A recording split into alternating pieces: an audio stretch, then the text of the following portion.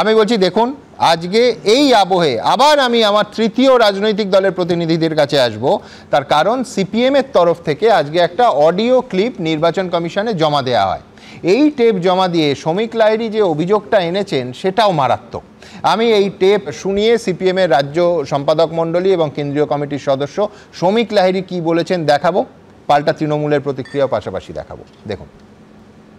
Vote করাবে নির্বাচন commission, আর রাজ্যে তার প্রতিনিধি মুখ্য নির্বাচনী আধিকারিক।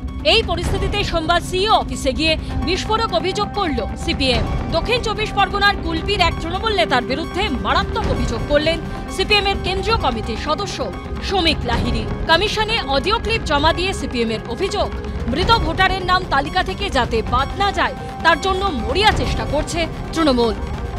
সমস্ত বিএলও এবং বুথ সভাপতি এবং অঞ্চল কমিটির যারা মেম্বার আছে, দলীয় সমস্ত নেতৃত্বকে জানাচ্ছি, যে সমস্ত এসআইআর এর ফর্ম বিএলও ফেরত নিয়ে গেছে মৃত বা স্থানান্তরিত বলে, সেগুলোর ক্ষেত্রে কোনো প্রমাণ দিতে হবে না।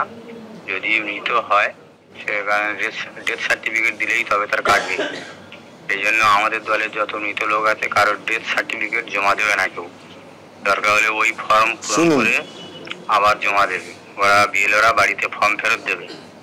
এবং যেগুলো শিফট হয়ে গেছে ওই শিফট ভোটারের ফর্মগুলো নিয়ে কোথায় স্থানান্তরিত হয়েছে এটা দেখানোর কোনো প্রয়োজন নেই।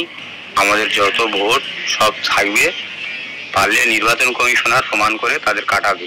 নির্দেশিকা অভিষেক ব্যানার্জির, সুতরাং এটা আমাদেরকে কিন্তু একদিনের মধ্যে করে নিতে হবে।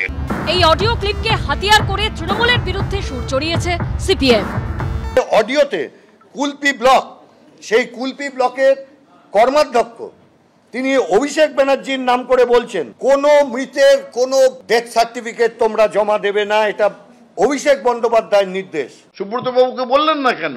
ওনার যদি এতই অডিও আছে, ভিডিও থাকে, বলতে অসুবিধাটা কোথায়? ইলেকশন কমিশনই তো পাঠিয়েছে, বিজেপির কথাতেই ওনাকে পাঠিয়েছে এখানে। এগুলো হচ্ছে হতাশার হাহাকার। এসআইআর প্রসঙ্গে তৃণমূলের ভূমিকা নিয়ে প্রশ্ন তুলে নির্বাচন কমিশনের দ্বারস্থ হয়েছে কংগ্রেসও। বিভিন্ন জায়গায় এনুমারেশন ফর্মের ছবি তোলা হচ্ছে, একটা বিশেষ অ্যাপ বাজারে চলছে। কেন রাজ্যের শাসক দলের লোকেরা ছবি তুলছে এনুমারেশন ফর্মে? আমাদের প্রশ্ন। ওটার নাম হচ্ছে দিদির অ্যাপ, বুঝতে পেরেছেন? ভালো করে খোঁজ নিয়ে দেখুন। ছবি তুলছে, ছবি তুলে এনুমারেশন ফর্ম সেখানে ঢোকানো হচ্ছে। বুথ লেভেল এজেন্ট যে হচ্ছে BLA 2 ফর্ম ফিল আপ করে, অফিসিয়াল এজেন্ট, তার অধিকার আছে ইনুমারেশন ফর্ম জমা দেওয়ার সময় সেটা দেখার, চেক করার এবং প্রয়োজন হলে ছবি তোলার। অধিকারটা কে দিয়েছে? নির্বাচন কমিশন দিয়েছে। সোমবার নবনিযুক্ত স্পেশাল রোল অবজারভার সুব্রত গুপ্তর সঙ্গে দেখা করেন সিপিএম ও কংগ্রেসের প্রতিনিধি দল। নির্বাচন কমিশনের পরিসংখ্যান বলছে সোমবার সন্ধে 6টা পর্যন্ত পাওয়া তথ্য অনুযায়ী মৃত ভোটারের সংখ্যা 21,45,000। 5,53,000 ভোটারের খোঁজ পাওয়া যায়নি।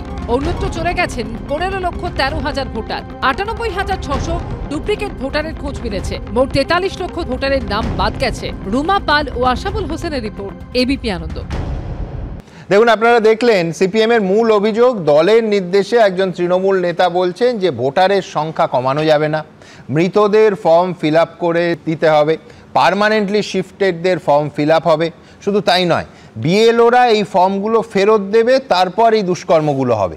কিন্তু Sayandeep, audio tape audio clip এসব তো বুঝলাম, কিন্তু এআই এর জামানা, কুলপি বা কোথায় কোথায় এই সমস্ত হয়েছে তার সুনির্দিষ্ট তথ্য কি তোমাদের কাছে আছে?